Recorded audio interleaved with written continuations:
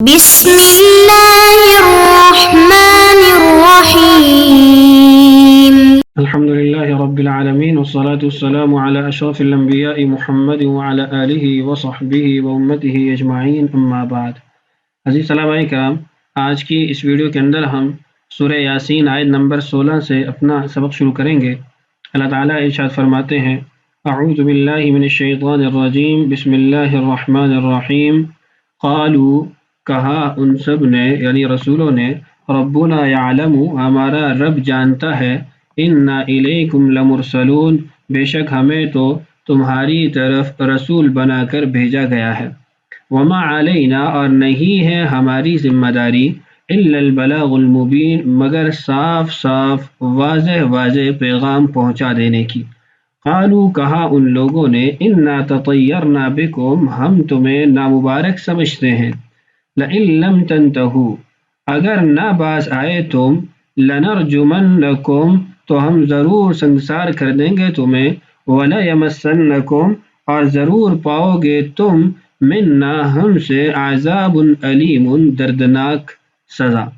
قالوا، کہا ان سب نے یعنی انبیاء علیہم الصلوات والتسلیمات نے کہا، طائرکم معکم، تمہاری نحوست تو تمہارے ساتھ ہی لگی ہوئی ہے، اَإِن ذُكِّرْتُمْ، کیا تمہیں نصیحت کی گئی ہے اس لیے تم یہ باتیں کرتے ہو؟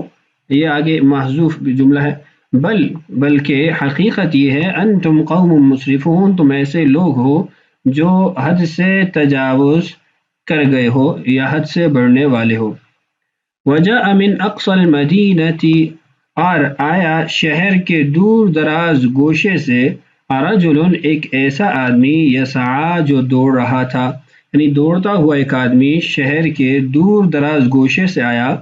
قال، کہا، یا قومی، اے میری قوم، اتبعوا المرسلین، رسولوں کی پیروی اختیار کرو، اتبعوا، پیروی کرو، من لا یسألکم اجرا، ان لوگوں کی جو تم سے نہیں مانگتے کوئی بھی بدلہ، کوئی بھی اجر، وہم مہتدون، اور وہ ٹھیک راستے پر بھی ہیں۔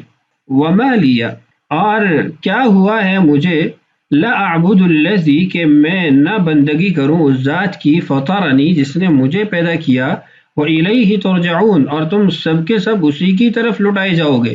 ااتخذ، کیا میں ٹھہرا لوں، من دونہ، اس کے علاوہ، آلہۃ، خدا، ان یردن الرحمن، حالانکہ اگر رحمان ارادہ کرے، بضر، مجھے نقصان پہنچانے کا، لا تغنی عنی شفاعتہم شیئا، تو نہ کام آ سکے گی میرے ان کی شفاعت ذرا بھی، ولا ینقذون، اور نہ وہ مجھے چھڑا سکیں گے۔ انی اذا لفی ضلال مبین، بلا شبہ یقیناً میں اگر ایسا کروں تو ضرور کھلی گمراہی میں مبتلا ہو جاؤں گا۔ ان آیات کی بابت جو جلالین کی عبارت ہے اس کو آج کی اس ویڈیو کے اندر پڑھتے ہیں۔ قالوا، کہا ان سب نے یعنی انبیاء علیہم الصلوات والتسلیمات نے، رسولوں نے، ربنا، ہمارا رب، یعلم، وہ جانتا ہے۔ فرماتے ہیں جاری مجرى القسم، میں آگے جو عبارت ہے اس کی وضاحت کرنے سے پہلے یہ کلیئر کر دوں کہ ماقبل میں جو ہم نے آیت پڑھی تھی نا، اس میں آپ نے دیکھا کہ جو کافروں کی طرف سے انکار تھا وہ حد درجے کا انکار تھا، انہوں نے مختلف کلمات سے انکار کیا تھا۔ دیکھیے، ما انتم الا بشر مثلنا، پہلے تو سرے سے ہی یہ انکار کر دیا کہ تم رسول ہو ہی نہیں سکتے، اور اس کے جو بلاغتی نکات ہیں اس کو اندر اگر آپ غور کریں تو وہ حصر کے کلمات ہیں کہ تم تو ہو ہی نہیں مگر ایک بشر ہماری طرح کے، تو اس میں بلاغتی اعتبار سے بھی حد درجے کا انکار ہے اور کلمہ کے معنی کے اعتبار سے بھی حد درجے انکار ہے۔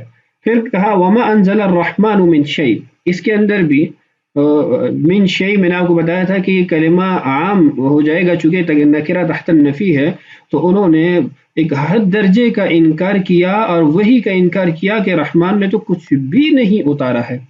ان انتم الا تکذبون، یہ تیسرا جملہ ہے جس میں حصر پایا جاتا ہے اور نفی کے بعد یعنی استثناء لا کر بھی، اور اس کے علاوہ جملہ اسمیہ بھی ہے، تو کہ تم تو صرف جھوٹ ہی بولنے والے ہو یا تم تو صریح جھوٹ بولنے والے ہو۔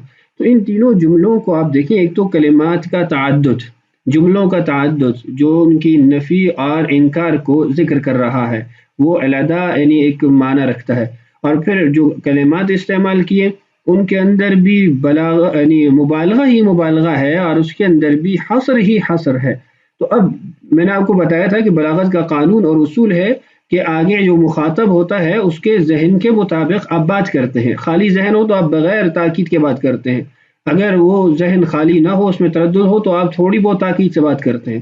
آگے جو ہے وہ یقینی طور پہ آپ کی بات کا رد ہو تو پھر آپ بھی حد درجے کی یقینی اور حد درجے کی تاکید کے ساتھ بات کرتے ہیں۔ اب آپ سمجھیے گا آگے جو آیت ہے اس کے معنی اور اس کی بلاغت اور اس کے اندر جو تاکیدات ہیں۔ فرماتے ہیں جاری مجرى القسم، یہ جو ہے نا ربنا یعلم، یہ قسم کے قائم مقام ہے اپنے معنی کے اعتبار سے، کہ جب کہا جاتا ہے واللہ لا افعل، اللہ کی قسم میں یہ نہیں کروں گا، تو مطلب یہ ہوتا ہے کہ میں گواہ بنا رہا ہوں اللہ کو، وہ جانتا ہے کہ میں ایسا نہیں کروں گا۔ تو قسم کے صریح الفاظ اپنے معنی کے اعتبار سے اللہ تعالیٰ کی ذات کو گواہ بنانا اور اس کے علم کا واسطہ دینا، ذکر کرنا ہوتا ہے۔ تو یہاں پر اسی قسم کو ظاہری معنی میں ذکر کر دیا گیا کہ ہمارا رب جانتا ہے، تو مطلب یہ ہے کہ ہم اللہ کی قسم کھا کے کہتے ہیں، اس کو ہم گواہ بنا کے کہتے ہیں، اس کے علم کا تذکرہ کر کے کہتے ہیں۔ تو پہلی تاکید ہوگی قسم سے، اور قسم بھی صریح لفظ اور معنی سے۔ وزید التاکید بھی، فرماتے ہیں جو جاری مجرى القسم کے آپ کو بتایا گیا ہے کہ یہ قسم کے معنی میں ہے، اس سے تاکید لائی گئی ہے، اور وباللام، اور لام کے ساتھ بھی آگے آپ دیکھیں گے تاکید لائی گئی ہے۔ وجہ کیا ہے؟ علی ما قبلہ، یہ ما قبل کی وجہ سے لائی گئی ہے۔ ما قبل میں جو ان کا انکار صریح تھا، لزیادت الانکاری، ان کا انکار صریح تھا اور حد درجہ مبالغے والا انکار تھا، اس پر رد کرنے کے لیے لائے گئے ہیں یہ کلمات۔ فی یعنی جو جملہ ہے جس پر یہ تاکیدات لائی گئی ہیں، انا الیکم لمرسلون، بے شک ہم تو تمہاری ہی طرف رسول بنا کر بھیجے گئے ہیں۔ تو یہاں پر بھی مختلف تاکیدات ہیں۔ سب سے پہلی تاکید آپ کو بتائی قسم، دوسری تاکید آپ کو بتا رہا ہوں کہ انا، کلمہ انا یہ بھی تاکید کے لیے اور معنی سے شک شبے کو ختم کرنے کے لیے۔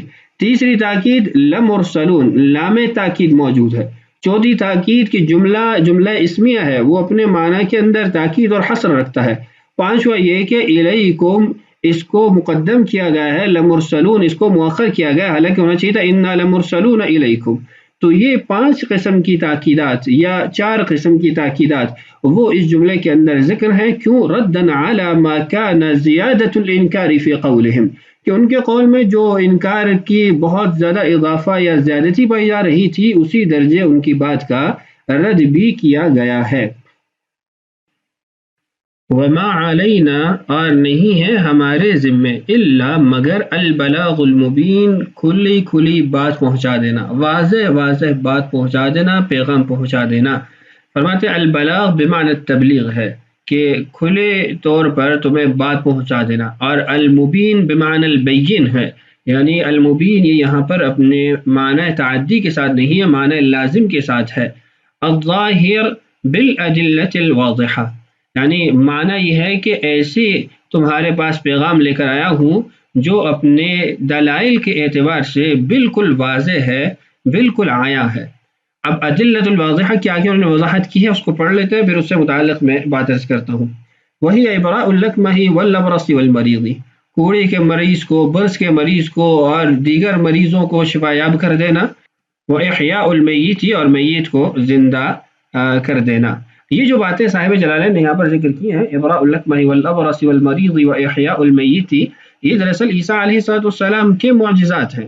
تو اب عیسیٰ علیہ السلام کے معجزات کو ادلہ واضحہ یہاں پر کہہ کر ذکر کرنے کا مقصد کیا ہے، وہ میں نے آپ کو سابقہ ویڈیو میں بتا دیا تھا کہ صاحب جلالین نے ان مفسرین کی رائے کو اختیار کیا ہے جن کے مطابق یہ 3 پیغمبر، 3 رسول جو بھیجے گئے تھے، یہ دراصل حضرت عیسیٰ علیہ السلام کے قاصد تھے۔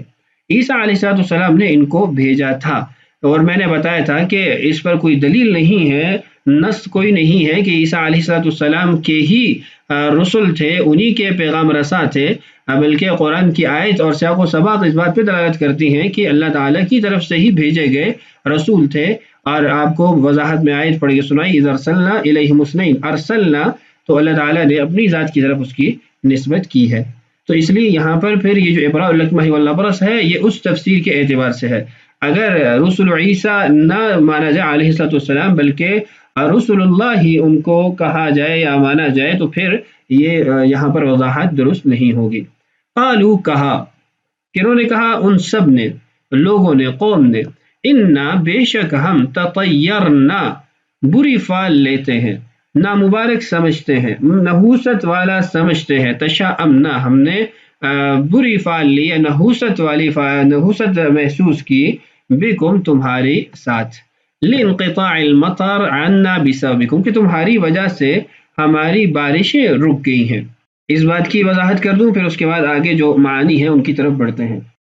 یہ جو انہوں نے کہا قالو انا تطیرنا، تطیرنا یہ اصل میں طیر سے ہے، پرندہ، اور چونکہ اس زمانے کے اندر لوگ پرندوں سے فال لیتے تھے، فال اس اعتبار سے کہ اگر یہ دائیں چلا گیا تو یہ ہو جائے گا، بائیں چلا گیا تو یہ ہو جائے گا، آگے چلا گیا تو یہ ہو جائے گا، پیچھے چلا گیا تو یہ ہو جائے گا، اوپر گیا نیچے گیا، اس طرح مختلف جہاد کے اندر انہوں نے مختلف عقیدے بنا رکھے تھے، کسی طرف خیر اور کسی طرف شر اور کسی طرف کیا اور کیا، تو اس سے وہ فال لیا کرتے تھے۔